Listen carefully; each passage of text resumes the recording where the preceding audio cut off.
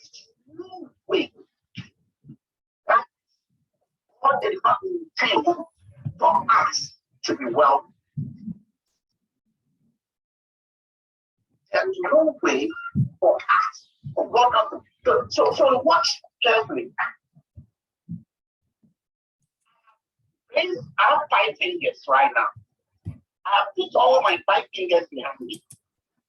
I have closed all my fingers. There's one particular finger that I have raised right now. Which finger have I raised?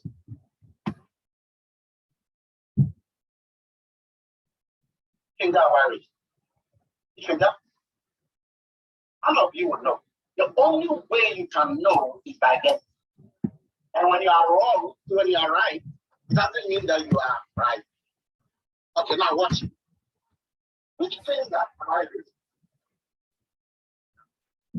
When I give you a right perspective, you'll be able to get a right outcome. Because in my second approach, I showed you the perspective. So you saw the thing from the right perspective. When you see things from the right perspective, you are able to get a right answer. When you don't see things from the right perspective, you can't even get answers. So in life, all you'll be doing is guessing. When you don't have a clear understanding of something, you guess. And once you guess, you're going to get it wrong. If you happen to get it right, it's wrong in the right. That is why you need knowledge to survive in this world. What is knowledge? I'll come to that. You need wisdom even to survive in this world. Right now, wisdom is ignorance plus knowledge plus understanding. Wisdom is ignorance plus knowledge plus understanding. Right now, wisdom is ignorance plus knowledge plus understanding. What is ignorance? Now you can't be wise unless you are and you recognize you are ignorant. Isn't it?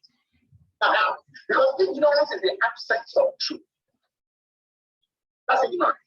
Ignorance is absence of truth. So if you are here, that is why it is foolishness for a person to think I know it all. That is why it said that only fools hate what? Knowledge. Because once you hate knowledge, you are saying that you have it, you know it all, so you don't need any more knowledge. But knowledge is infinite. Knowledge is infinite, which means that knowledge has no end. Knowledge is like God, because God is a repository of knowledge. So what this means is that ignorance is the absence of truth. The second one is knowledge. What is knowledge? Knowledge is the accumulation of truth. Knowledge is accumulation of. So when you are ignorant, you recognize that you don't know, and so you have to what? Know. When you are ignorant, you recognize you don't know, so you have to know. Now let's watch what that is going to be. The third element of wisdom is understanding. Understanding is the preservation of truth. Understanding is the preservation of truth. And when you put all of this together, what do you have? Wisdom. Wisdom is the application of truth. Wisdom is the application of truth. It's not that we say it's the application of knowledge, because the knowledge has been preserved already in understanding. That is why I define wisdom as this. Wisdom is the ability to know what is obvious when it remains a secret to the world. Wisdom is the ability to know what is obvious when it remains a secret to the rest of the world. And so what my good friends did here is that they had an understanding of what wealth is, which was flawed. And again, you're going to see more of the fact that there's a difference between riches and wealth. There's a difference between riches and wealth. What is the difference? Riches is abundance of money. Riches is abundance of money, but wealth is money together with all those 7 elements that we mentioned. Please know this. And why I want to tell you should know this? Because if you don't know this, you will be afraid to be wealthy. Do you realize that I asked them, will you do anything to be wealthy? And they said what? No, because their understanding of wealth was what? Was riches. In fact, all of them said money, money, money, money. So when you have an understanding of what wealth is truly is, you will do everything to go for it because you know it's coming from who? What? And guess what? Guess what? There is the first time God gave wealth was to Adam and Eve. People don't know. People don't know. Now, Adam and Eve were not selling to anybody. How many people were in the garden? 2. Was Adam selling to Eve? Was Eve selling to Adam? So why will God give them wealth?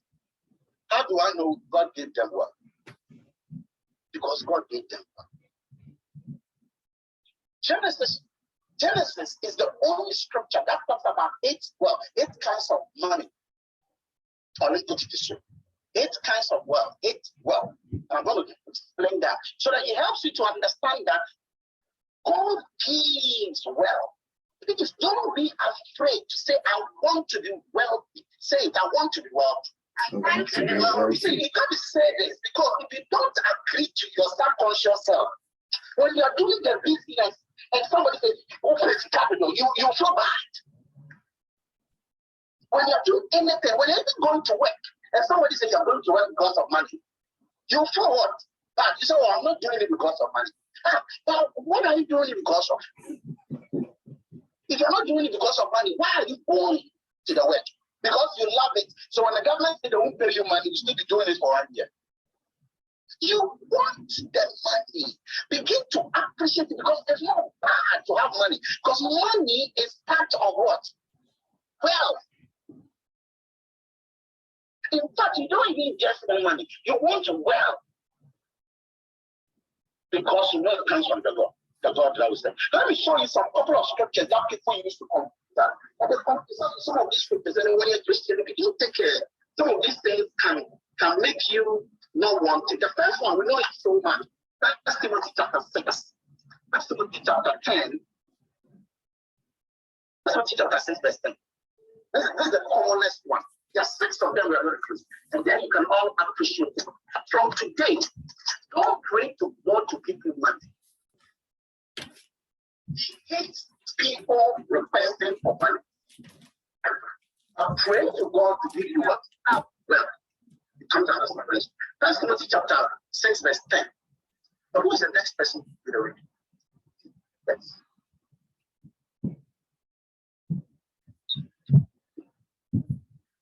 Let me try to use it a lot.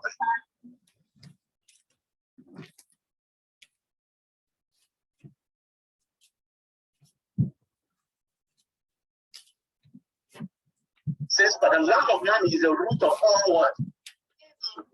I'm sure you all know that it is not against money. Oh, you all know that this Bible text is not against money. Do you all know that? Yeah. Hey, the way of destiny. So this text is one of the texts that people used to tell you that what are you, why are you worried about money? Why are you chasing money? It's evil. But is money evil from this? What is evil? Love of money. What is the love of money? Do you remember when we were discussing about wealth? One of the elements of wealth was love. Do you remember? Please, for those of you who didn't remember, wealth is the composition of your integrity, loyalty, knowledge, wisdom. You gotta know this so that you can teach somebody before you bring the person into your business world. Because if you don't understand this and teach somebody, you are not helping the person to appreciate where he's coming to. And at some point in time, he will think that money is not everything anyway. Because he doesn't understand the concept of wealth. Okay? So it's composed of integrity, loyalty, wisdom, knowledge, virtue. But the Hebrew word for wealth is ka'ir, which means virtue. By value, love, humility, kindness, and the money. The abundance of each one of them. You know, God is a God of abundance. I will come back to that today. So the love of money is the root of all evil. So look at the content of wealth. Wealth already has love in there. So you can't have love for love and have love for money. No, you don't get to. Money is a physical thing. Love is an invisible thing. You cannot use an invisible item to love a visible item. I get to the point. You can't. It goes against. So when I say I love my mother is not my mother. It is the composition of my mother that I love. You know, some people hate their parents. Because when they say they hate their parents, it is not the physical body, it is the character, the inside of the person. That's what they hate. So and that thing is invisible. So you cannot use an invisible item to love a visible item. That is why he says the love of money is evil. Because money is visible, love is invisible. You get it. It's deep. It's deep. You get it. Lord. So that's one particular thing. And you know, majority of people, how do you know that the person has love for money? Because if the person will have love is invisible. How do you know a person will have love? For example, if a person is born into money, okay, you know when a person is born into plenty money, they don't even consider the money as money. Remember you yourself. When have you ever prayed to God for oxygen? Because you are born into what? Oxygen. You always, tomorrow you will get what? Oxygen. You know the day after tomorrow you get what? So you don't even remember to pray to God for what? Oxygen. Even though oxygen is essential for your life, you don't pray to it, but you pray for food. Pray for job. Don't pray for oxygen because you have it in abundance. So when somebody is born into money and the person has money in abundance, that person sees money as nothing. He's not even going to concentrate on it because he knows tomorrow he will get what? Just as you know that you will get oxygen. So money itself is useless. And when you say this to someone to cancel up, actually it is useless. If you're on the desert and you need 4 days to walk to get water, and I bring you $2 billion and 4 gallons of water, which one will you use? Somebody say, I'll take the money and die. And it is not to say that people don't love money. Some do love money. Accepted himself, he loves money. That's why he presented it. So the point is that money is a tool just as, okay, so you have a car, seen you drive before. Oh, the red car. And so, and he stole your car. Okay. So when you are driving, suppose you stop your car and you move, when you hit somebody, the person dies. Is the car wrong? The next day you move, you drive, and the car hit another person, the person dies. Is the car wrong? No. You take a knife, you slice onions, you slice tomatoes, and another person take that same knife, you shoot somebody. Is the knife wrong? But you know the knife is committing 2 wrongs, I mean 2 things. One is good, one is bad. If that is wrong, again, is it wrong? Is the gun wrong? Somebody said, no. What? Is gun wrong? Yeah, no, somebody's wrong. Now, if 2 lions come out from this door, another from that door, and you have a gun, what will you do? Is gun wrong at that time? So this These are all tools. But how you use the tools makes it what?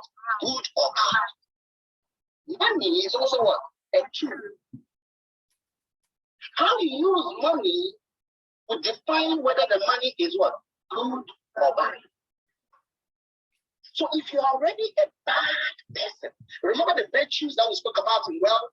If you don't have them, love, humility, kindness, loyalty, integrity, wisdom, knowledge. If you don't have these things and you get that money, the riches, it will enhance your wickedness.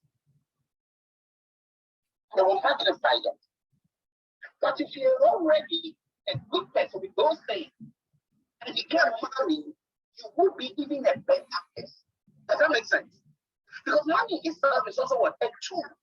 So if you're very, very dangerous, but you're very poor in your body, and you can't let money, all the people who you dislike you start, you buy the police and you start arresting them. You take some of them to the sea and you start shooting them, put them into the sea. Then, because you have money, you can get an aeroplane, you can quickly fly, you can even buy the president. Because now you have money. Money is power to you when you are using it, depending on which character you are. And that is why when you love it, because the love, when you love something, you know the scripture says God is love. You know that?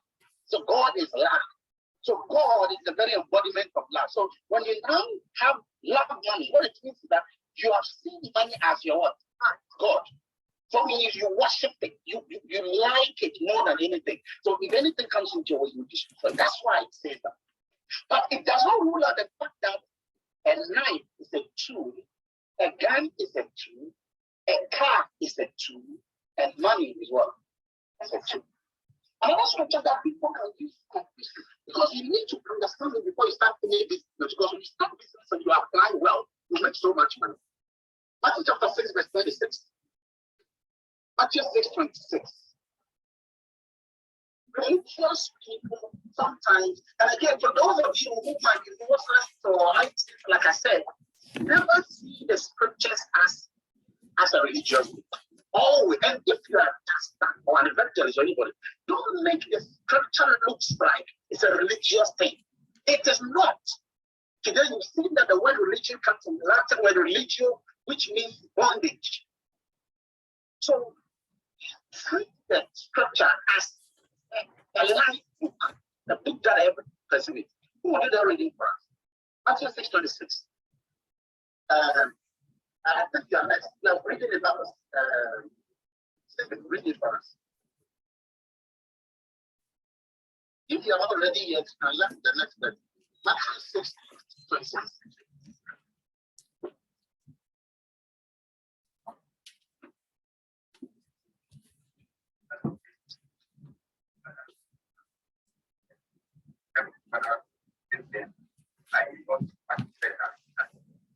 So it says that the birds of the sky, they don't even sow, they don't even read, they don't have birds, and yet God does what? So if God speaks them, then he says, you are better than them. So it means that you, even if you don't sow, you don't need harvest, you don't, God what? It's a beautiful scripture that people actually preach it. I watch the scripture very carefully. The birds, God does not feed the birds in their nest. For the birds to get the food, they have to fly far away to go and get the food, rain or shine or winter, and bring the food into their own nest, and then the family of birds will go eat it. Flying and searching for the food, is that work or is not work? There's a bird known as the hummingbird. The hummingbird beats its wings 75 times from the North Pole and sleeps in the air. At 2 days' time, the bird will reach the South Pole. Yeah, it's called a hummingbird. It does 75 times every second. Meanwhile, it is asleep because it's running away from the winter to come and get food in the summertime in south of the pole. That bird must travel across half of the continent to get what? Food. Do the birds work or they don't work? So when somebody is actually reading something like this and the person thinks that, oh, God even takes care of them, so you don't bother, a person has a misconstrued understanding of what the scriptures are saying. God, in fact, God just speaks about the ants. The ants, he says, you fool, you are not wise. Go to the ants. There are soldiers there. The ants gather food during the summertime, so that during the winter time, they will not what? They will not bother. Rain, flood will take cars and it will flood the world. National theater. And yet the ant will come out clean on the other side. It floods in this country, and yet after a few days you see the ant, that tiny thing coming out from the ground. Where was the ant? And in that bunker, that Ukrainian bunker where the ant is, it had food, storehouse of food in there, worked, gathered. So the animal, the birds, they work. God has given them that strength to work. And so nobody can deceive you to think that they don't work, and as a result of that, God will provide you for free. It's a lie. Next one. Chapter 16, verse 13. It's another scripture that people use to make it look like you don't need to have wealth, but you need to have wealth. A lot of wealth, actually. Luke chapter 20. 16, verse 13.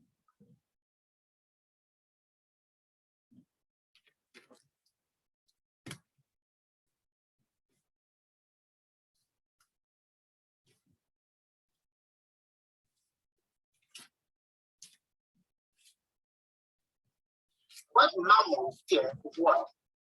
And rich. So watch it. So no servant can serve God and money.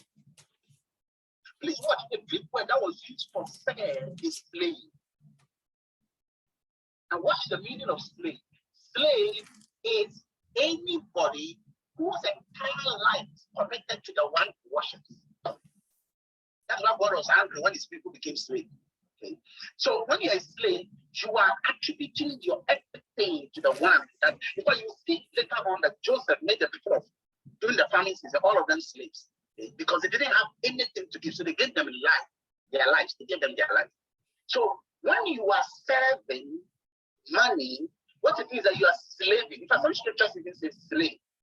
So when you are slaving for money, what it means is that it carries the idea of rituals, prayers, because you are serving, you are worshiping. Okay? Do you think that is what Bill Gates will be doing?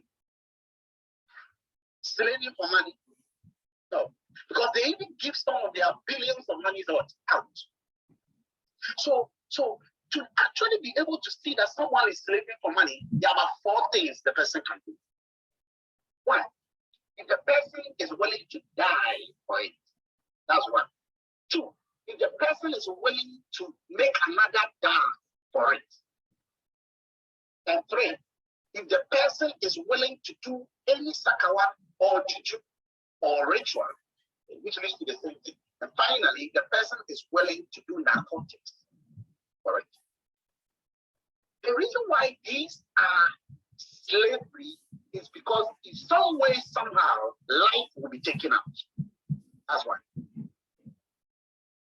You know that in the past, a slave's life is not, a dog's life is even more important than a slave's life. You know, sometimes they bring slaves to just come and kill themselves in front of kings when the king visits you. Just come and kill yourselves. Then they kill themselves. Okay? Things they will not even let their animals do. That is the connotation of slave. So when he says, that, do not slave, do not serve God and mammon, you know the Greek meaning of that. It's deeper. And that is not what first mentioned. Now let's look at the last one, very common one, Matthew chapter 6, verse 20. Matthew chapter 6, verse 33. Matthew 6, 33. A very common scripture which says that seek first the kingdom and its righteousness, and all other things be added. So because it says seek first the kingdom, others think that because of that you don't have to seek what? Money. But watch it. If you can seek something first, it means you can also seek something what? Second. That is why he says, oh, the others. So all the others can be you seeking well. Okay? You seek the kingdom. You seek well. You will get it. But make sure you seek the kingdom what? Now, how do you know somebody is seeking the kingdom first and the other is seeking the kingdom second? It is the person's own. Because you are not in the heart of the person to know. So it's very dangerous for a person to tell another person that you are backsliding because you are seeking your job. So for example, somebody might want to go and worship God on a Sunday, but another might worship God on a Saturday, and another might worship God on a Wednesday. So when you're worshiping God on a Wednesday, you cannot say that the other one is what? Is not seeking first the kingdom, because he might be worshiping God on his what? Sunday. Get the point? You can't tell. You are not a judge of the heart of God. So these are some of the scriptures that can make you think that you don't need to be wealthy. Now, ladies and gentlemen, let's look at scripture that help you to know that you must be wealthy. And then, at the time we finish, you should know that if you are not wealthy, you are a sinner. I'm telling you, the scriptures we are about to read are serious. It shows that if you are not wealthy, you are what? A sinner. So first thing, let's look at the word materialistic. You know, how many people say you can be materialistic? Someone say you are materialistic. What is materialistic? You can tell me. When you say that a person is materialistic, what does it mean? Oh, talk. This one, you don't have to be right or wrong. That's saying what? Now, don't Google it. Don't Google it. Don't Google it. Because when it's coming from you, it's okay. Now you have faith, then we laugh. Yes.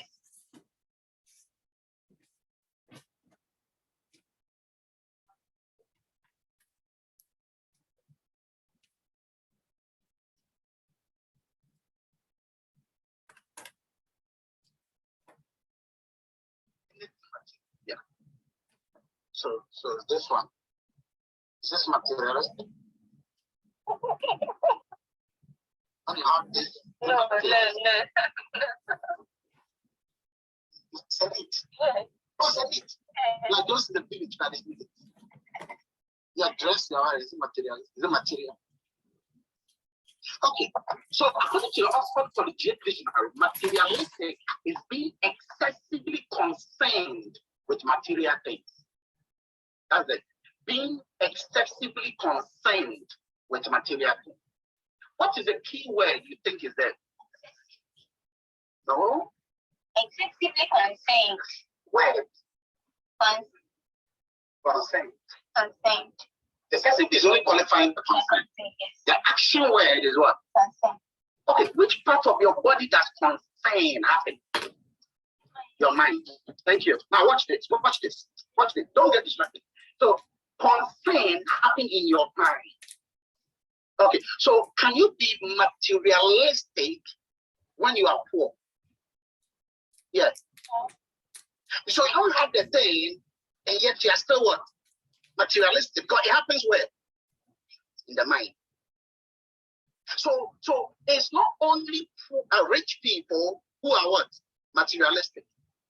In fact, poor people are more materialistic than rich people. And let me prove that to you. When you go to any country, which places do you see more vices, bad things? Is it the rich dominated areas or the poor dominated areas? Somebody say what? It's a poor. It's a poor areas. Why do you think? Because when that poor person doesn't have the iPhone 13, he is excessively concerned to have it. So whenever he's walking, he's looking at people's back pocket to see whether it is actually popping out.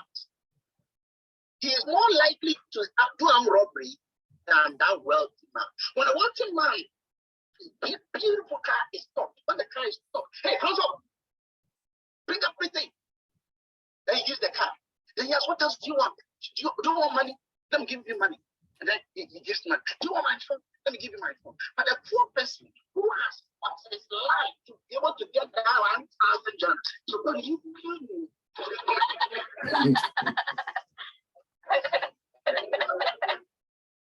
On your life, he will not give you. He will rather let you up. He will done for him to give you that.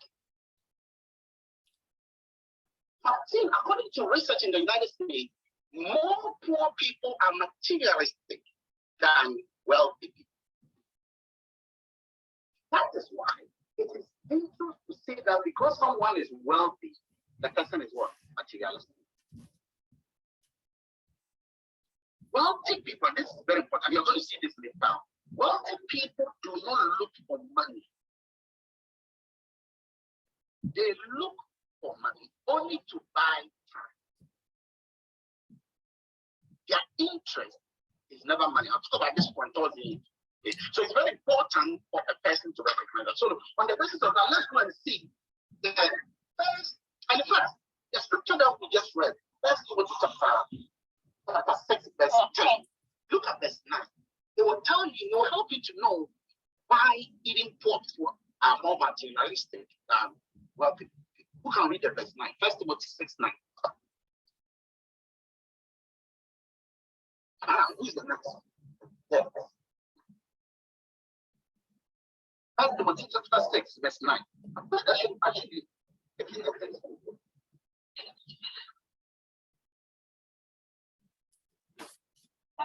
Those pretending to be rich fall into temptation and a snare, and many senseless and harmful.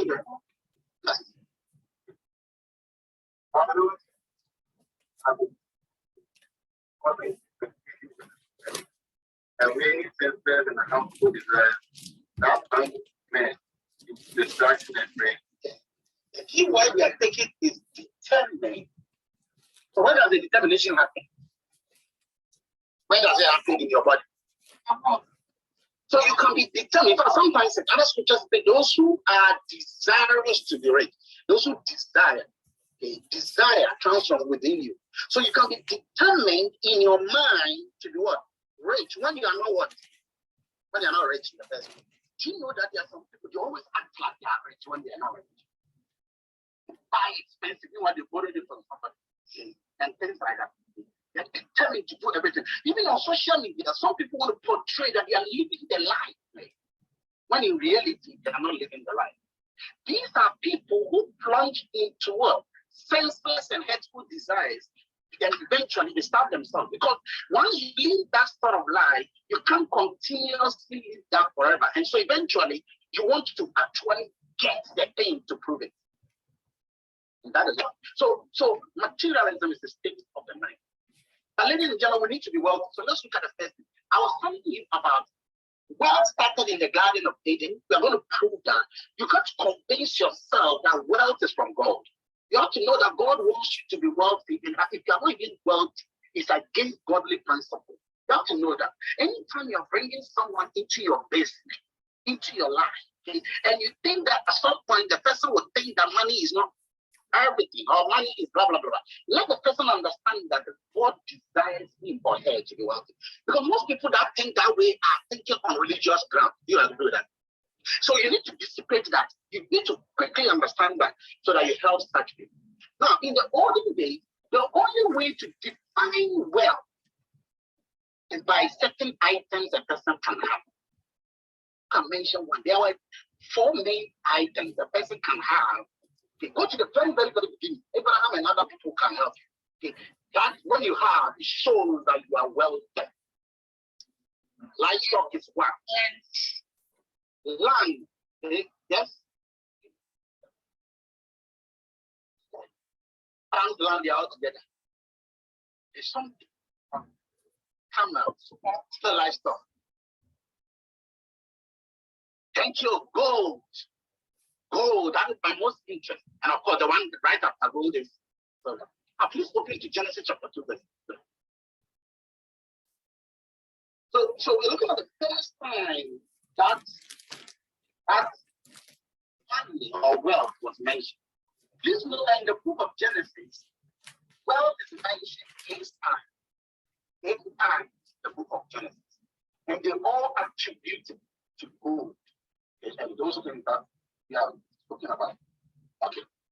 can read Genesis chapter 2, verse 11 to 20.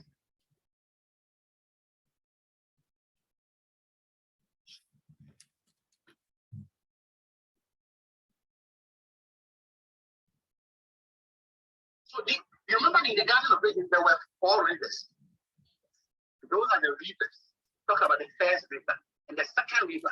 Okay? And then he mentioned after the second river, he says, what towards the end? Where is gold? Where there is gold. The question I have for you is that how many people in the garden? Why did God put gold? I want something. Gold is something that you actually get when you sell something to somebody, then the person gives you what? Gold. In fact, in those days, the only time you can talk about money is what? Gold. So, Adam and Eve, nobody is going to sell to anybody. They have everything. And according to the scripture, God gave them everything that they want, they needed. So whatever God has given them, he has given them in what? In abundance. Don't forget that. So the gold here was something in what? Why would God do that? Why would God put gold there for them? They would have said money there. When they own everything already. This is the first principle that shows that God created wealth for us. And the reason why God put them there is that he wanted them to have an abundance of everything. So God actually wants us to have an abundance of everything. If it is love we are having, we should have love in what? If it is integrity we are having, we should have it in what? If it is wisdom, we should have it in abundance. And if it is gold, we should have it in abundance. Now, watch what he says about gold. What did he say about the gold?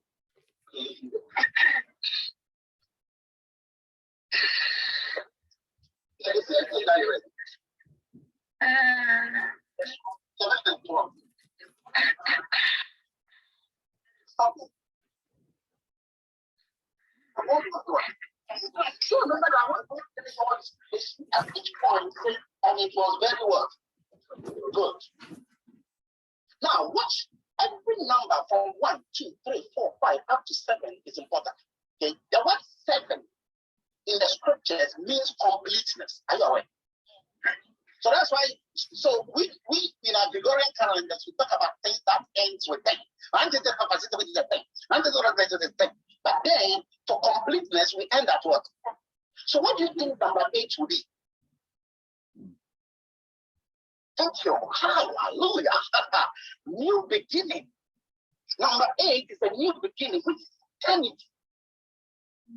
So God was mentioned. Listen, every time God was doing this creative element, he ended with what? Good. The 8th time that good was mentioned was in relation to what? Gold. Gold, money was good. The first of God's creation, and it was very good. Now, you can't say the heaven and the earth are bad. They are good. The first day he made light. The second day, the third day, fourth day, they were all good, good, good, good. Gold too is what?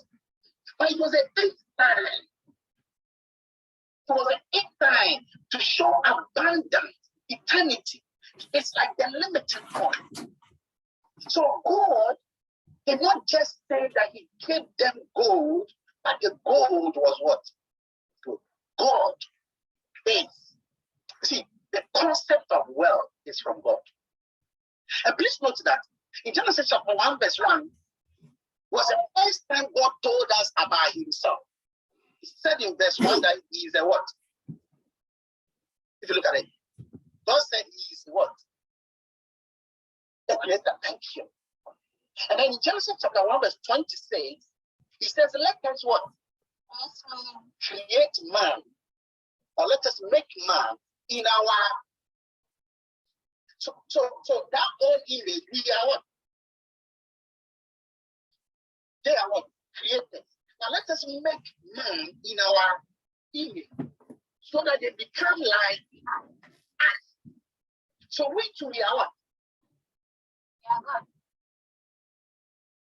Thank you. Master, tell the guy beside you are God.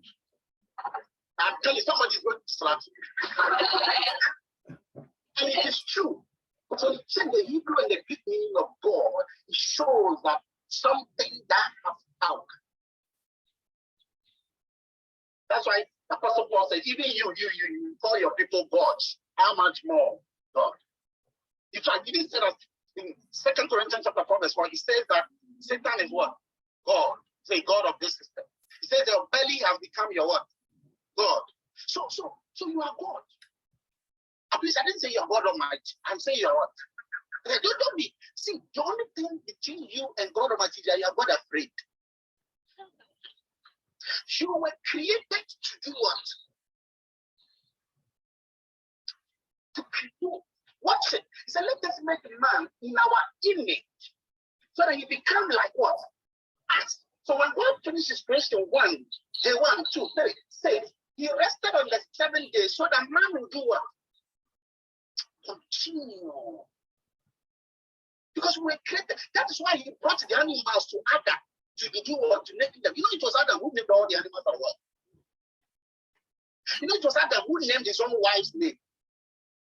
The word woman comes from the Hebrew word who means from. Man. So that is why you have to find your creative space. So if you're on this planet and you're not creating, you are not of God nature. You are doomed. You have to be a fertilizer.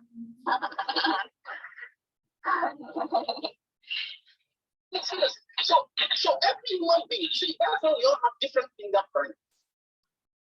Because my fingerprint is uniquely to me, and yours is what? Uniquely to you. Now, Leonardo may have found his fingerprint.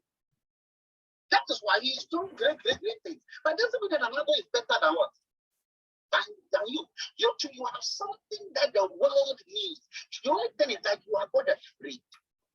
Man has created a submarine. Man has engineered himself. Now man is doing some incredible things ever seen before. The people who call God. The people who are the billionaires, there are 2,778 billionaires in the world. Okay? 72% of them are not graduates.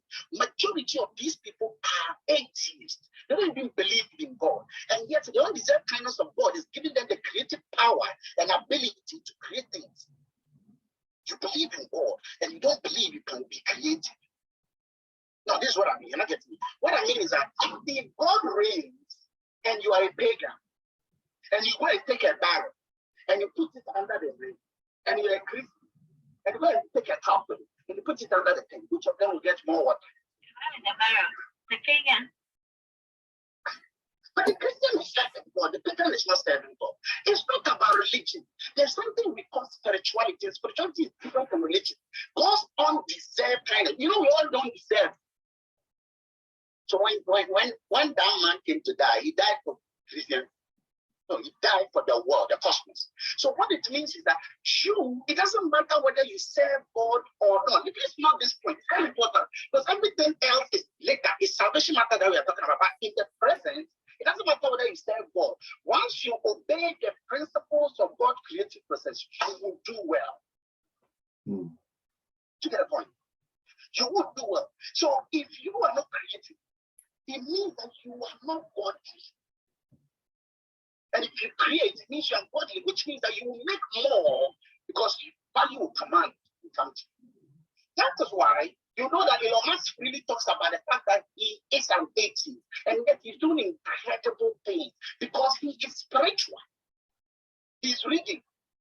Okay, I told you, go to CNN and type the spiritual side of Steve Jobs and see what CNN said about Steve Jobs, even though he's an atheist, how spiritual he was in the scriptures. That is why on the 2011, when he died, the entire wealth of the guy was more than the Federal Reserve of the United States. When he died.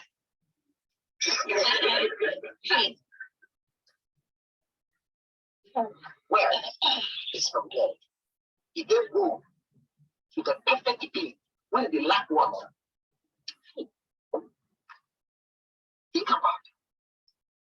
They lacked nothing, and he gave them gold. Well, how much more do we need? The God of Abraham. Let's look at the second part. The second time, we're looking at this because this is a thing. So do not let anybody deceive you that, well, it's not from God, and I want to become an abundant world. Genesis chapter 12, verse 1 and 2. Genesis chapter 12 actually talks about Abraham. And that was when God told Abraham to go out of his family and his relatives and then go and to a land that he doesn't even want. No. Okay, so Abraham listened. We all know that he listened. Took his everything and he started moving to a land. He wasn't going. Of course, he was going towards Canaan. Now, God told him that if you do this, if you look at verse 1 and 2, if you do this, I will bless you. One, I will make your name great. Okay? That is why they choose the Christians and the Muslims. All of them talk about this guy. Okay? I will make your name great. I will bless your tree. That is your seed. And I will curse everyone that does what? That curses you. Okay, now how do we know that Abraham was cursed? Just move to chapter 13, verse 2. Who is the next one to be reading? Genesis 13, verse 2. Who's here? Who does the reading? Yeah, 13, verse 2. Abraham was rich in cattle, in silver, and in gold. So who blessed Abraham to be rich in cattle, in gold, and in silver? Who did? God. So God gave him the very gold. Remember, those times there was no money. This was the second time God has spoken. And each time God speaks about gold or wealth, okay, and of riches, he's talking about it for good people. Please, for the kind of being rich or gold that we spoke about, it wasn't for Adam and Eve when they were back. It was for them because it was there before they even what? They came. The garden was there before they were made. So by the time they came as perfect human beings, it was there. Abraham was a good man, and God has blessed him with the riches of livestock and gold. Abraham was wealthy because inside his wealth was plenty money and of course the virtues as well. So it is not wrong to have plenty, and I mean abundance of money. If anybody doesn't understand, tell that person to go back to the reborn.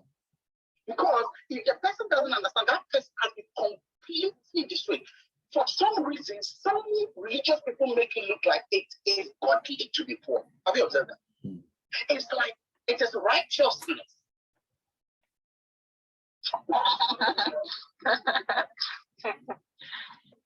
The reality that the Son of Man didn't have a place to be, he said, forgetting that the Son of Man was sleeping in hotels, so he didn't even have a place. Yeah, he was sleeping in beautiful places. The house of Zacchaeus was a wealthy environment. Zacchaeus had salvation in his house on that day. He wasn't just the two of them. There were 120 other disciples that joined in that place, in Zacchaeus' house. Zacchaeus had plenty money, of course, from Greek. Later on, he changed.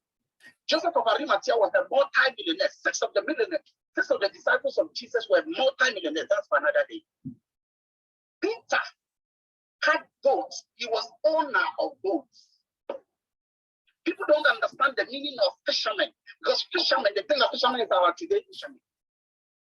It was a powerful business. When Jesus was about to die, he told his son John, his friend John, that take care of Mary. And according to the scripture, he took Mary to his house. In those days, you don't get a house unless you're a multi-millionaire. John, James, they were all multi-millionaires. That's for another day, by the way. Nicodemus, who was a rabbi and a Pharisee, was a super multi-millionaire. He also spoiled the kingdom. Jesus was a friend to these people. Do not be deceived that God is a poor God. He made gold for the perfect people who don't even need it. Now let's look at economic. I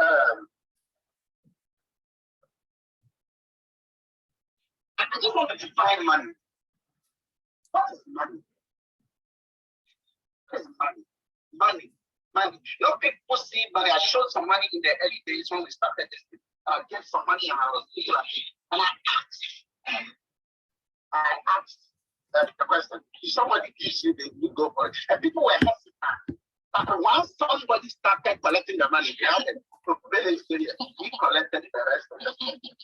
And he did his own very fast because he has an understanding. See, when you have an understanding of something, you don't fight with your internal subconscious mind. And you have a clear mind. That is why most of the top billionaires, they do philanthropy. There's no way they can do that if they don't have an abundance. In fact, somebody is to say that if they don't have an abundance of money, then we can all share. You will never even see that money. So they look for it, harness it, preserve it, and then they give it to the rest of the world. It's because they have a good heart. Now, if those who don't have a good heart, they will use that and they'll kill all their enemies.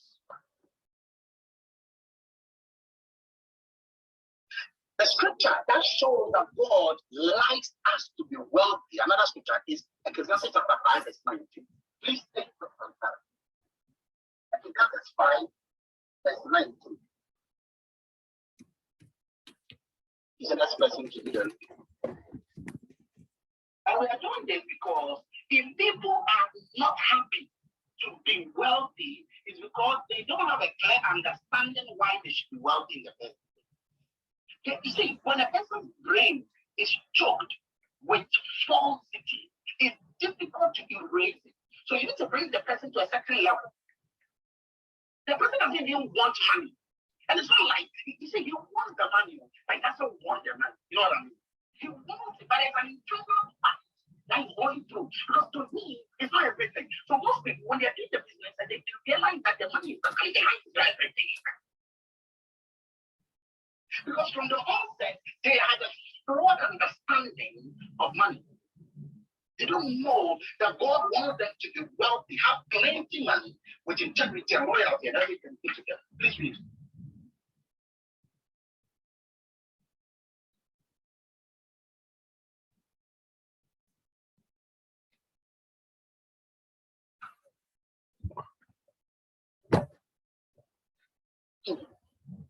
Have you seen that one day?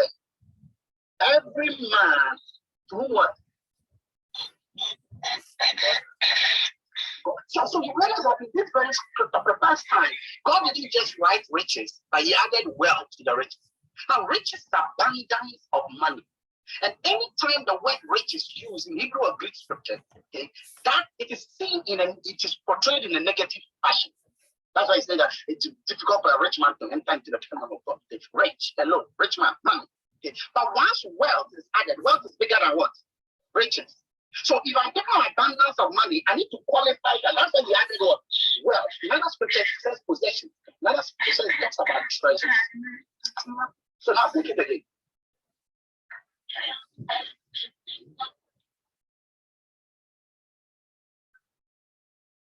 So stop there. So God doesn't only give you the riches and the wealth, but he gives you a power to enjoy the thing. So if someone is wealthy, how do you know? And I'm using the word wealthy because I have in mind the invisible part of wealth and the visible part of wealth. Please, who can just quickly summarize that? Which is the most visible part of wealth? Which one? Is money. Please note, the most visible part of wealth is money. The invisible part of wealth are the integrity, the loyalty, the wisdom, virtue. Not this. No, this is critical because once you get that, don't say wealth is encapsulating a lot of things. So when God gives you wealth, which is plenty money as well, he is giving you the power to enjoy it. Mm-hmm. That is why, please note, that is why when someone, I'll come back to it. When King Solomon was praying to God, he didn't go for what? Riches, money. He went for the invisible part. And then the visible part becomes just a byproduct of the invisible part. The word manifestation theory says that you can achieve everything that you see on this world is inside of you. What do you think again? Everything that you see, the laptop you see, the mobile phone that you see, the houses, the buildings, they are all inside of that. Yes. The Burj Khalifa, the tallest building in the world, is high. When I was standing in the building and I looked down, at some point when you get to the very, very, very top, you don't even see anything, you see clouds. Then I asked the guy, that's how many, what is the foundation? The foundation. You know the foundation. Do you know that it was built on a sand, by the way? The sea sand. They pick the thing, the sea, they pick the sea, okay, and then they create the building on the sea, and on the sea sand. So what is the foundation? He said that should give me 15 floors of a normal building. 4. Which means in order to build a very tall building, you need a deep what? Foundation. Okay, but that building, if it crashes, the blueprint of the building is already what? There. In someone's what? Brain. So before the building was actually brought out, the building was actually created, but it was not made. Please watch the word. It was created, but it was not what? Made. So there's a difference between creation and what? Making. Creation is always invisible. Make is always visible. That's why in Genesis chapter 1, verse 1, it says God did what? Create heaven and earth. So if he created heaven and earth, why do we not go back and start preparing heaven and earth? Because the creation was a matter of what? He uses a Greek word called bora. Bora means formative process, which means that it happens only in the brain. So you cannot, listen please, you cannot, the money that you see is only a creative element.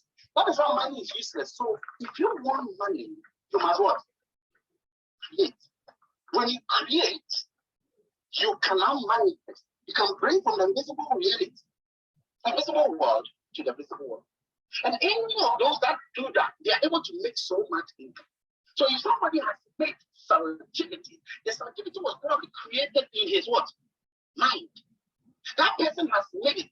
Look, whatever you do to go to that person, you are an implementer. The person is an imaginator. So for you to be on the top of your game, you must also what? Hey, how can you create? So it means that you got to go beyond just focusing on that thing and add something of higher value to that. Then your value commands its own money. That is why in any business you are doing, you have to create something from within. Don't forget, we said that there's something everybody will have. So you might be a good dancer, like Abisola is a very powerful dancer. But you know what Abisola can do? Okay, let me use a triangle. Let me show you something. That if all of us can lecture our inner bench, something, I don't know what else is. You can be a very good talker, can be a very good singer, a very good dancer, can be a very, what do you call it? Gossip. Okay? You can, everybody has his capacity. Okay? Now you got to begin to have to nurture that capacity. As to whether it's good or bad, I don't want to go there. I don't want to go there because the picture speaker is free, but she's having 2.something million followers. She's getting a lot of money. So you don't define morality with what the person can define the whole thing by himself. No, you don't get it. What I mean is that your page or your value that you want to bring out to the world, as to whether it is good or it's bad, I can't judge that part. But nurture that and bring that out to the world. So she can go and do witchcraft of what's his name? Kennedy Japan. And witchcraft Kennedy Japan on TV. And then somebody will put it on social media and they'll get more followers. And when you show somebody who you move it's fun. And then people will start getting sensation. And what would that do to people? They will what? Follow you. The first yes, nigga has more followers than you. Yes. Now, I might say that before, whether something is good or it's bad, it will pride by virtue of what the word is. It doesn't mean that good will not pride, good will pride. What happened? And other people are prided by the virtues of what they're mind. They all tried it. But the point is that you need to find what you are good at. And then you unveil that good to the world. The world will gravitate towards you. The Al-Qaeda are having followers, they are recruiting people. The Boko Haram are recruiting people who are not moved. They are willing to die for their cause of action. They don't have a registration fee. They don't have a mental fee. And yet, they are even willing to kill themselves because of an idea that went into their brain. Gratitude is insulted opinion many kind, and yet opinion is flourishing.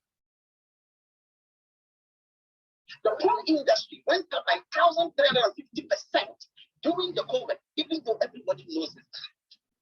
It's not about morality. I get my point. So what if you have something immoral? The thing that we see to be immoral is flourishing. What if you have grace? And when the people begin to now see your value, like when Adu did recently by launching a book called Direction, when people begin to see your value, that thing inside of you which is come out, oh, gravitate for that value. When they get that value, I'm telling you, when you tell them to come and join your business, don't join your business because you already love your value. People go to church, they don't go to church. You don't do registration. In fact, you rather make that person wealthy because the person is giving them what? Ideas, knowledge, dropping that thing. That thing is inside that first man. He's dropping that thing into people, and the people are willing. They're willing. Sometimes some of them will even leave their house and come and spend time in the home of the pastor. Why? Because every time when something is inside of you, the world like it than when it is outside of you. That's why we normally say that people buy you before they buy your business. So it's not your business you have to improve. It is what? When it improves you, when it becomes hard, even if the ISIS have according to Al Jazeera, the ISIS have employed about 21,000 professors into the ISIS. How sure? So they have PhD in engineering, chemical engineering, atomic bomb, ballistic missiles. How? Because of an idea. Because of an idea. Once you can drop that there into the mind of a human being, that human being will follow you and will do anything. Even if you have to put a suicide belt on him and die, he will do it because the idea moves the person. If the person has not bought your idea, he will never buy your out of idea. In other words, if the person doesn't buy your visible part, your visible part, if they buy it a little about time, the person will stop. Then, for example, if the person is only buying your product, and the product has held to when its application is gone, now the person gets to a point because he doesn't need what your product again. Now, when the person doesn't need the product again, you need to get more people. So how can you help that person to stay with you, not necessarily because of the product you are having, but because of something the person cannot run away from you. The person needs it like oxygen. It is invisible. And that is what one part. So I think just give you an example, okay? And then many of us can use this example to now nurture the rest of it. But I'll go for it. I'll give you the example. Should I give the example? I need to know you are getting it over. I'll give the example. Let's read exactly 28 has for.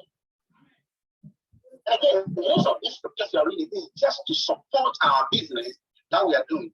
That we need to use to help somebody to love being around you before being, loving being around the office. Ezekiel chapter 8, chapter 28.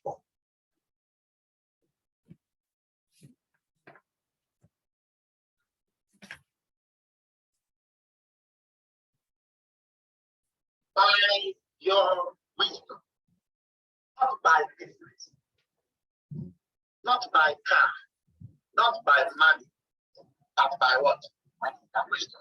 Remember, we define wisdom as the ability to see what is obvious when it reveals what? The secret. We give the three ingredients of wisdom. The first is what? Ignorance. The second, knowledge. And the third, understanding. What is ignorance? What is knowledge? Accumulation of truth. What is understanding? And what is wisdom? So you need to have this wisdom in our mind. So it is by wisdom, and of course, we know that wisdom is coming from knowledge. So you can have knowledge and not be wise. You know that. There's so many knowledgeable and wise people and knowledgeable poor people. And by the way, you can't have knowledge and wisdom and be poor. In fact, if you are poor, you're still. I'll be reading that in very soon, okay, to help us to be able to get. And again, we need to begin to help minds, and it's going to be a difficult break. That is why in Africa, a lot of people are not moving forward because we are clouding ourselves with so much religiosity, forgetting that you need wealth to progress a nation, okay, in every aspect of life.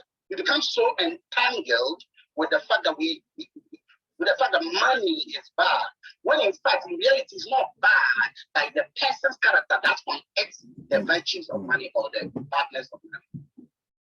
So it's by wisdom that you are able to get everything in that way.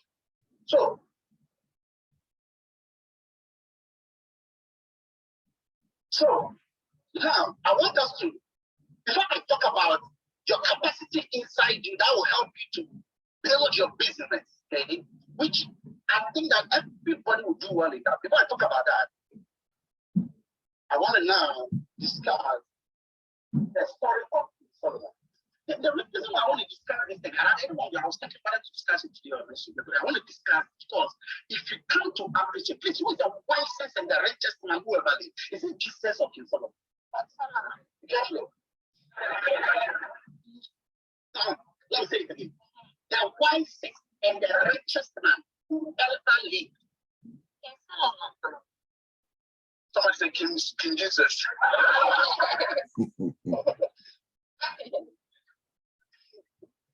Yes, King Solomon. Jesus was a rich man, and I asked the definition of a rich man. But he was also the wisest. He was the wisest man, but he wasn't the rich. So want to get that. Now we're going to ask that guy.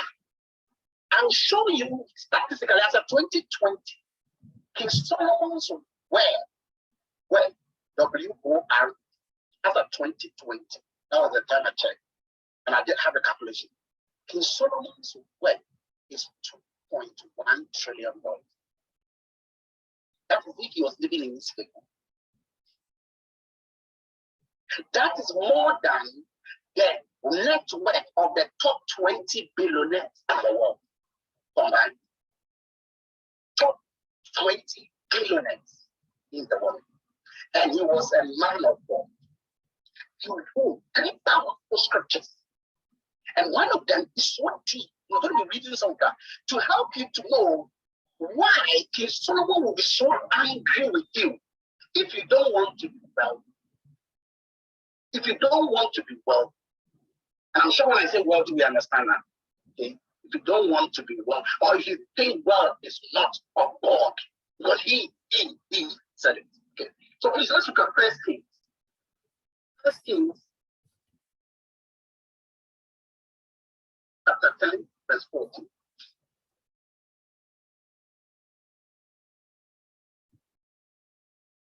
The next one.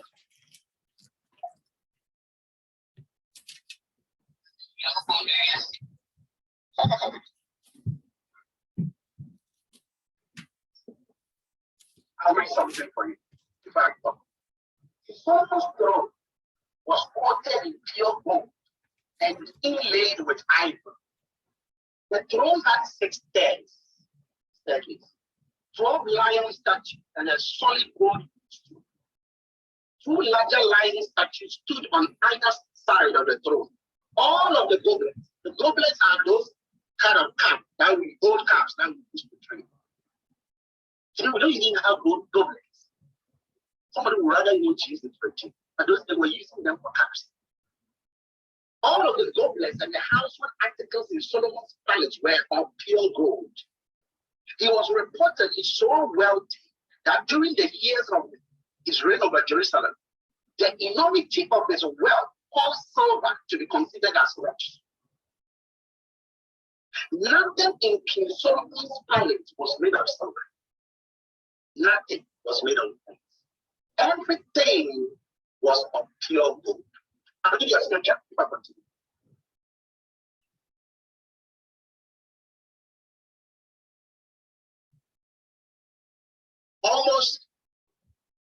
I like the way yours has been converted into tongue because okay, other scriptures talks about talents, right? Right? Who has a talent, man? Read.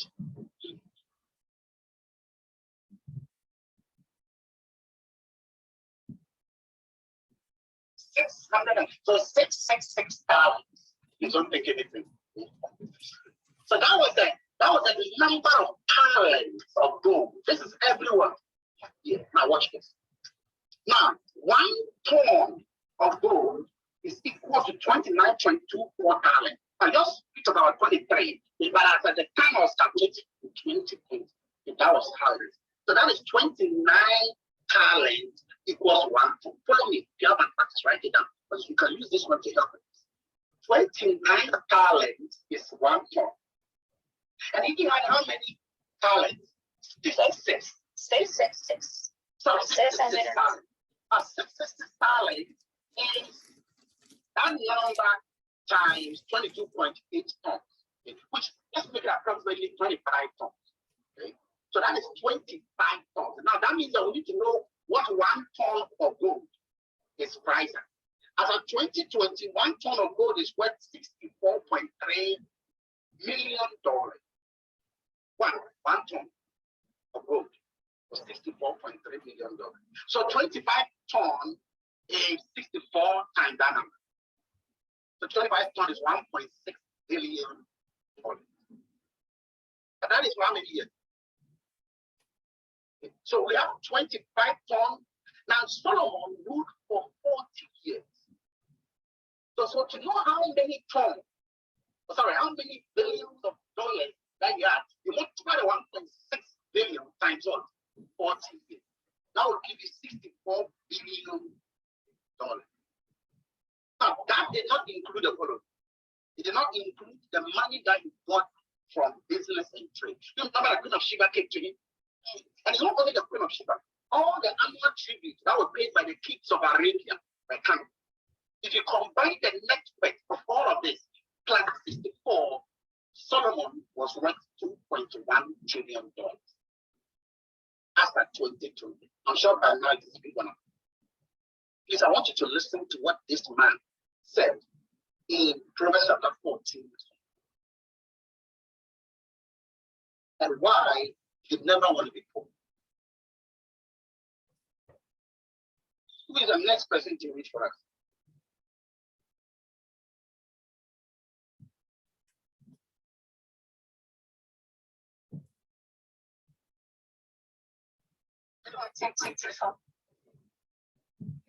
All of the ways of their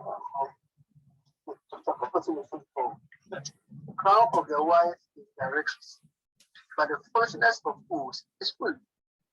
The crown of the wise is their wealth. Their wealth. Well, or even riches if you want to even rich. So watch it. Now when we say crown, what it means that you are the peak of the thing. You have to go diamond, double diamond, triple diamond, bring good to one. Now the crown of the wise, when you tell me that you are very wise, at the very peak of your wisdom, I must see what? Explain to you. Listen up. If you say that you are very wise, if you claim that you are very wise, that your so-called man of God with plenty wisdom. Now, in the case of Jesus, he didn't want it because he had just a limited time, 305 years. Okay, that's why he didn't want to actually get those things. But it doesn't rule out the fact that 6 of his disciples were more time element. So, if you claim that you are very, very wise at the peak of your wisdom, you must. This is what King Solomon is saying. So, if King Solomon is saying that wisdom has reflected in what? Well, so you cannot have wealth unless you have what? But you can have riches without what? Wisdom. You know that. Therefore, there is no way. So it means that if I see a person and the person is complaining about money, I know the person doesn't have it. Yes, it is. In the city, the city was not mentioned, but in a particular small city, at some point, there was a city that was engulfed by an encamped army. In Ecclesiastes chapter 9, this will bring that. Okay? The city was engulfed by an encamped army. The army besieged the city. You can't go in, you can't come out, and they held the city, and they wanted to kill everybody. There was a certain poor, old, wise man in that city. That poor, wise man used his knowledge and wisdom to save this man, and then they destroyed the enemy. What happened to that poor man is what I want us to look at. That should help you never, ever to think that being poor, and I mean poor in terms of money, being poor, it's not righteous. Okay? Please, somebody should read verse 14 for us. That's 9:14. I think the reading hasn't come here at all. I think you have to start. Okay, you go to the chief. Can you start? Yes. 9:14.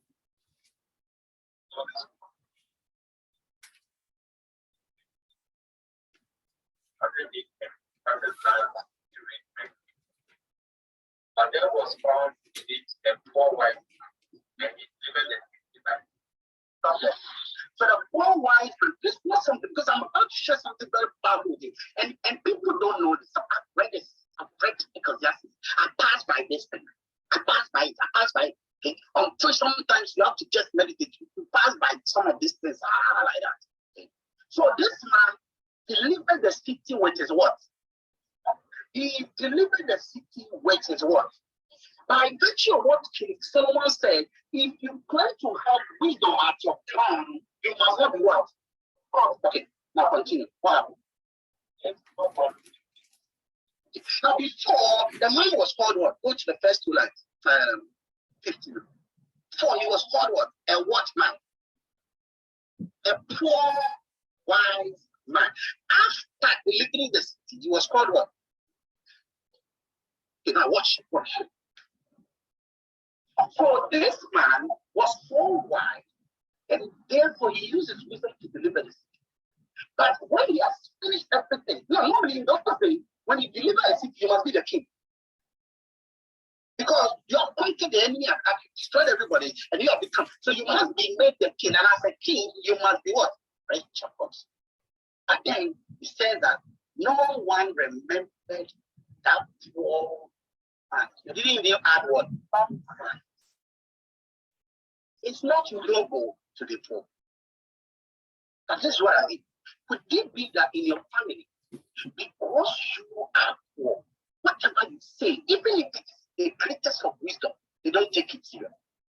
That in your job, in your church, in your congregation, anywhere you are, because you are poor, alone, even if you are warning of a danger that is coming to affect people, nobody wants to. Because you are the house girl of the house, or the boy of the house, you have wisdom to indicate that electrical wire would destroy the entire building. But because of poverty alone, no soul is listening to you, and therefore everybody is dead. Because you are poor, a certain focused, non-entity, wealthy man will come and take the bottom and the microphone from you because your voice cannot be heard simply because you are what? It's not noble to be poor. It's not noble. You can't serve God and be what? Well, that is why the man was rejected. That was the end of him. That was the end of him. That was the end of him. You cannot. That is why David said that I have been a young man and I have grown to be what? An older man. But I have never seen anyone righteous forsaken or his entire family begging for what? Now watch this. In those times, begging for food would be said to be they are begging for money. So it means that if you come to me and ask me to give you money, you are begging me for what? Money. You must be my what? Slave. And that means that you are not what? Righteous.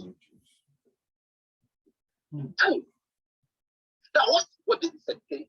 What was asking?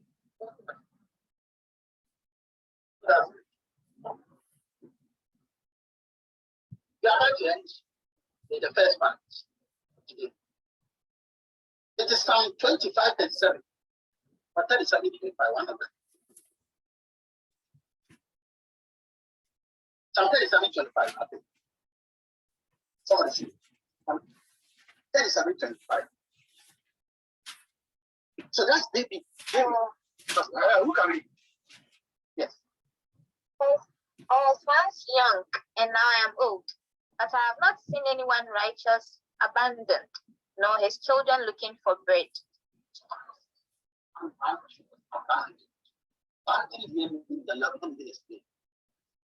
And his children begging for what? So it means that if you see him begging for food, it means I am not what? That's serious. That's why you don't have to be poor. And in fact, see, how can you go to bed, sleep 8 hours when you know that you don't have money? You shouldn't sleep. Because you live such a life, you must be a fertilizer on the ground. No, because the word begging means you are a slave.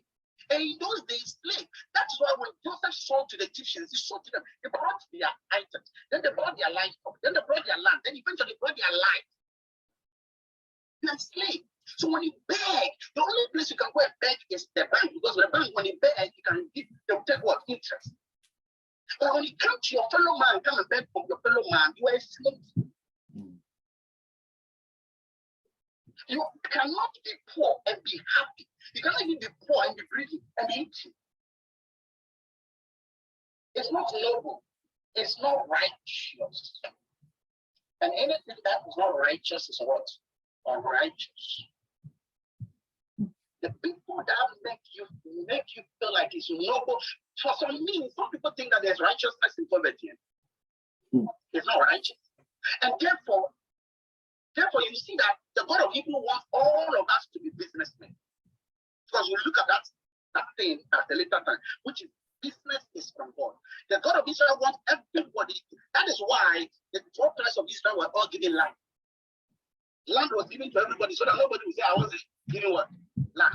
So if I am selling tomatoes and you are selling cattle, I must not come and work in your cattle farm. And you must not come and work in my tomato farm. I must make my tomato, but I need cattle to chop. So I must bring my tomato and collect your what?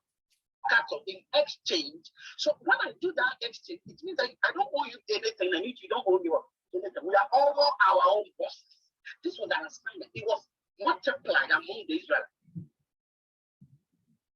The only 3 jobs in the Hebrew Bible. 3 jobs. 1, you're a slave. 2, you're a businessman. 3, you're a soldier. Finish. Anything else, you can't be an employee. That's for another day. So, ladies and gentlemen, for today, I want us to recognize that it is very, very godly to be wealthy.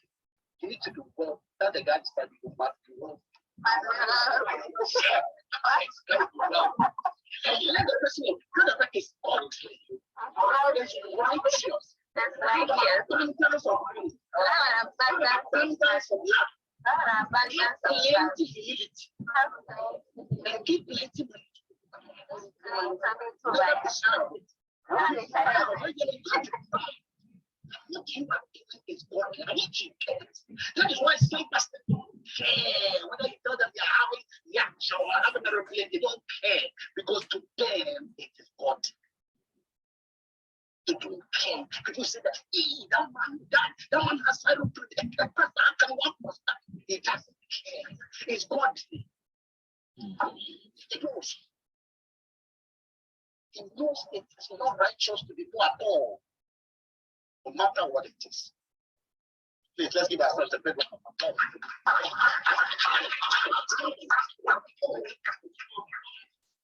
So next time, I don't know the time I will be announcing, next time we'll be looking at business is God's concept. You know, once of the I said I'll give you something. What did I say I'll give? I said I want to define what money is, but I said I'll also give you how you can bring the value out of you. Okay. So when the person goes to school, the person will get a certificate. And that certificate would say that you are qualified for, the AD and F and the things like that. So anytime you want to know that the person actually learned that thing, you look at the certificate. The certificate is a defining moment of what the person has actually done. Money is a certificate of value created for the benefit of another person. That is money. Money is a certificate generated for the value given to another person. So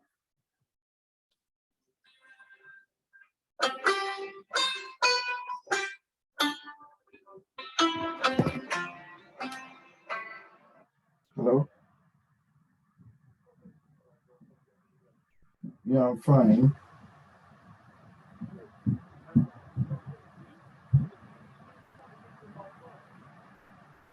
Yeah, it's bits and pieces here and there, but I'm at another meeting now.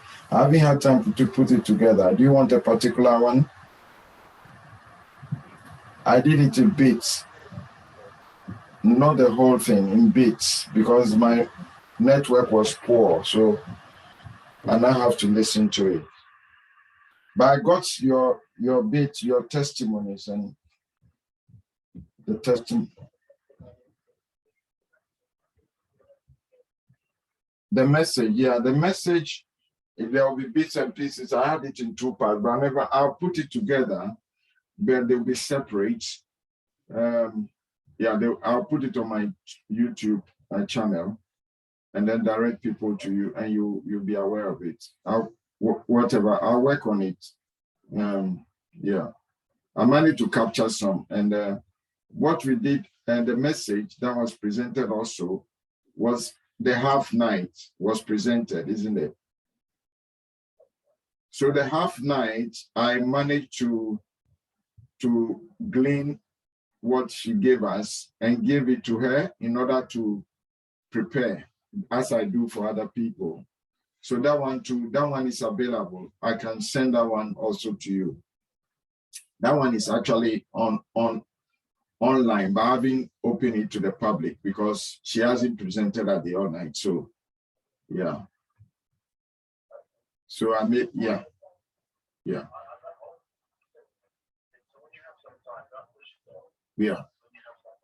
Okay. All right. Thank you.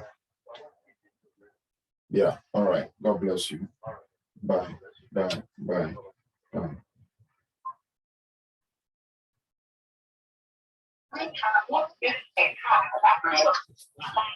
Except when we have what? Knowledge. So knowledge is the only asset that creates all assets. Your own assets are finite. Knowledge is infinite.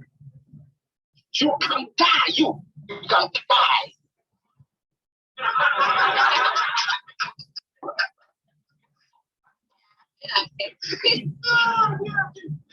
You can die, but you can be making money if you're dead because of your what? Your knowledge. The last 3 years, Michael Jackson made out $21 million. He's dead long time ago. He made such money. How much did you make? Because his knowledge and his activity, right? That is why, in terms of wealth, there are 4 levels of wealth. The first is wealth accumulation, then wealth preservation, then wealth multiplication. The last one is the wealth transfer. Wealth transfer is not a transfer of property and money that you give to your children. It's the transfer of the discipline and instruction that created the money and the property in the first place. That is why your court, which is just open, some time ago, it was not even being opened. Because I hear that when the man died, the children were fighting over the property. And so they have to close everything. So a person can die and plenty property after a while, you don't even see any of them. Because to continue the thing, you don't need the physical item, you need the visible manifestation of the physical. That is why if you are not creating value, you are not making money. So if you see me having plenty wealth, it means I have created more wealth. Okay, so now let's go. And again, it doesn't matter what work you do. That's what I'm coming to prove. So let's take someone who is a Kaya. The Kaya is doing this business. The Kaya feels that she or he is not a professor. He or she cannot I don't know why people even say that. Okay?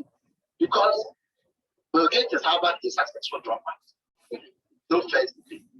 I'm a despite his doctor despite even you have no first degree. So it's very important for a person not to prepare. But let's assume that this person, because of that, is not doing the business he's supposed to.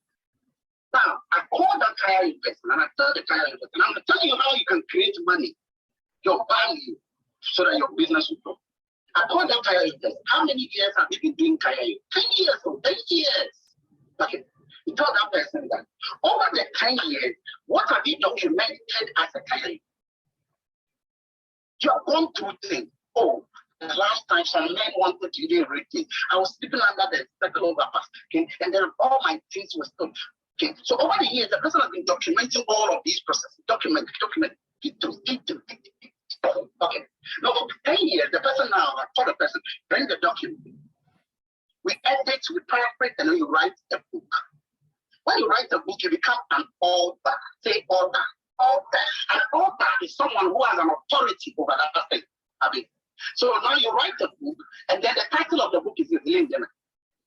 Hire you the best job in Ghana. And then you have a woman carrying a basket with a child behind her. Now you are driving in the street of Accra, and you saw the boy selling a book. And you saw one of the books, the title of the book is Hire You Best Job in Ghana. What I would say, and let us hire you to say, you'd be tempted to want to know what the book is. So you ask the guy, how much is that? So I 10 Ghana. Oh, 10 Ghana. You'll be tempted to what? If you'll be tempted to buy, me too, I'll be tempted to what? How many population of Ghanaians do we have? 30 million. So if even a million buy, not immediately, but let's say 3 years, the Kenyan youth is what? A million. Now, the Kenyan youth was getting 200 Ghana cedis every month, and he was doing the best. I was getting nothing, but he is a multi-millionaire, okay, simply by virtue of bringing his family. See, he was making money from what he was already doing. But now she's making money from what she knows. But don't stop there. Now, before the book is written, actually, that young person was documenting the process. So over time, she was showing small things on social media, on Instagram and on YouTube. So every day, 5 minutes, you come and tell a story. The next 5 minutes, you come and next day, 5 minutes, you come and tell a story. So the story was compiled. People were beginning to get interested in the story. Over time, subscription was going on. People were subscribing to a YouTube channel. After 5 years, YouTube started monetizing the guy. So this person is now getting money, not only from the book, but the time the book gets out. In fact, she had people already telling them that I have a book coming. I have a book coming. I have a book coming. So by the time the book comes, it's already launched. She's also earning income from her social media handles. But that is not all. This is even a bigger thing. Still on what she knows, because she's now getting a crowd, people start following her. Come and do a speech and press video. You see people calling her, how did you become a speaker? You know, what happened to the rabbit? Look at what we do. She has become a celebrity. Each time she has to go and speak on speech and press video, you have to pay. When they call me, any time to go and speak on a speech and press video, I tell them 10,000 Ghana. Yeah. At least every month, I will get about at least 2 days. I don't even know what that's nonsense is. I don't speak. But because you have been able to nurture yourself in a certain angle, your battery will command this return.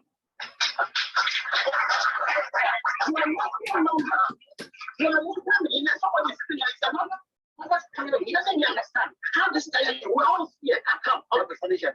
That book is 10 Ghana is nothing. Now, because you created that social media presence, you already have a network of people. Now, one day, it's going to take some time. Give yourself 5 to 10 years. Who cares? Who has ever become a millionaire just like that? In that process. So it doesn't matter the time, because even if you work for 40 years of your life, you don't become a millionaire anyway. Now, you have created, because of this, now you employ somebody to create something known as a digital course. The digital course is not different from the book. The digital course is not different from the same social media.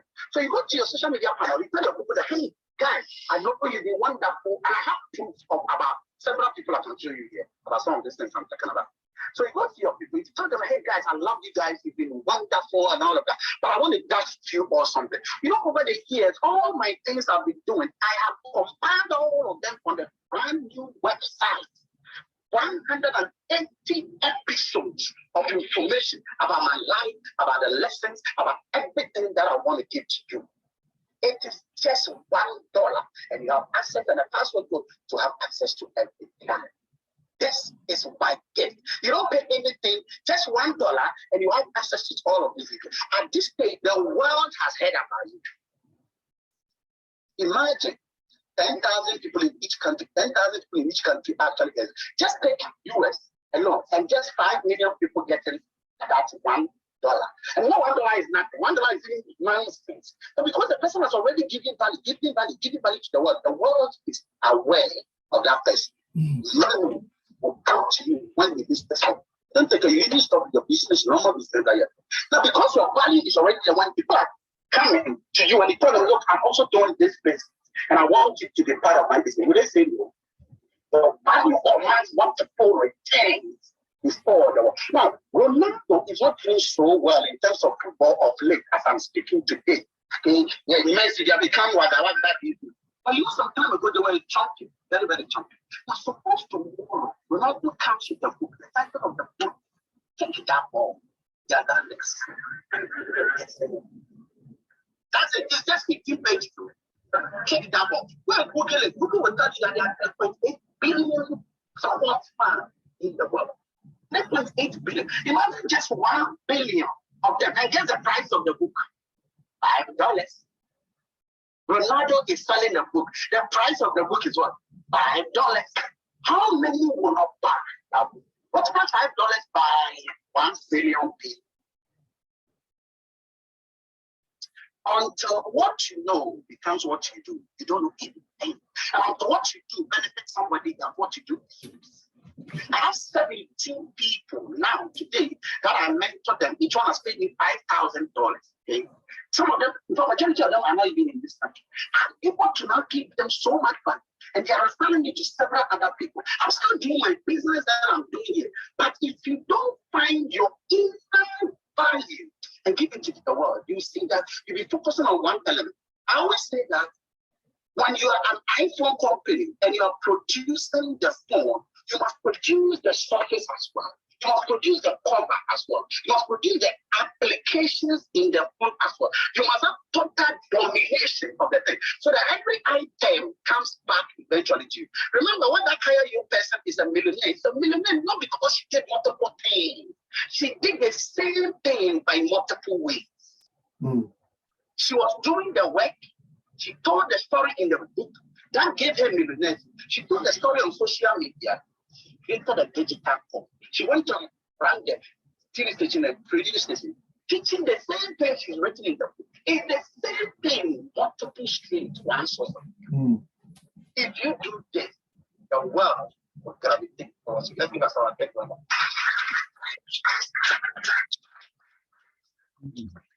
But you need to do this very well. You people who will guide you. You try to do some of these things on your phone, it will not work. So you need mentors who will guide you, who will really guide you. Somebody, your upline, to guide you, because you cannot actually, and please always remember that each time you are giving something that is a physical element, your internal invisible part will be part. If your invisible part is not supporting the physical part, you will struggle. I'm sure you get what I mean. It's deep. It's deep. So do not just be looking at the ingredients. See, if you are selling your product, okay, you don't sell the product, you sell the emotions in the product. That is why the word emotion means energy, emotion. Okay? So you generate energy into the person, and then that moves the person. Once you sell the emotion, the person will take the thing without even realizing that there's emotion. Yesterday I was showing a episode of a tip of that thing. You want to do that so that the person likes you in addition to liking what you have. Yeah. Thank you. That brings us to the end of our meeting. Thank you, brother. Let's give us another round.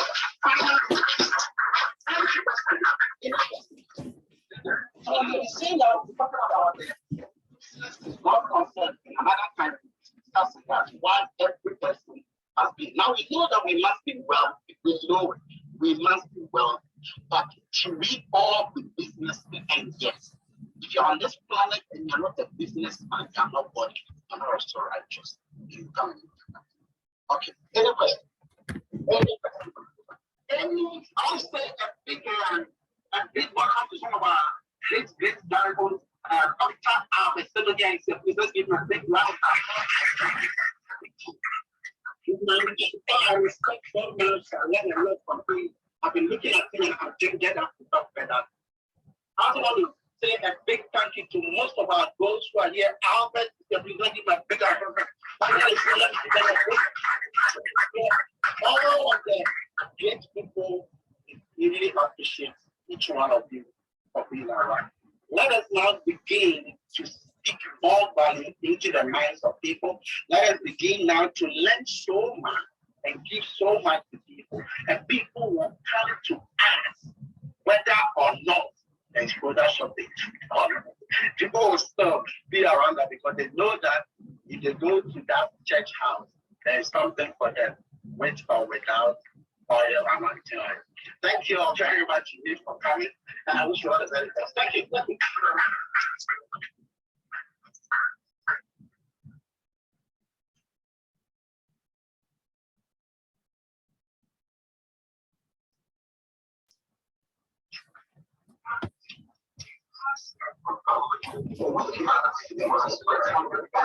you.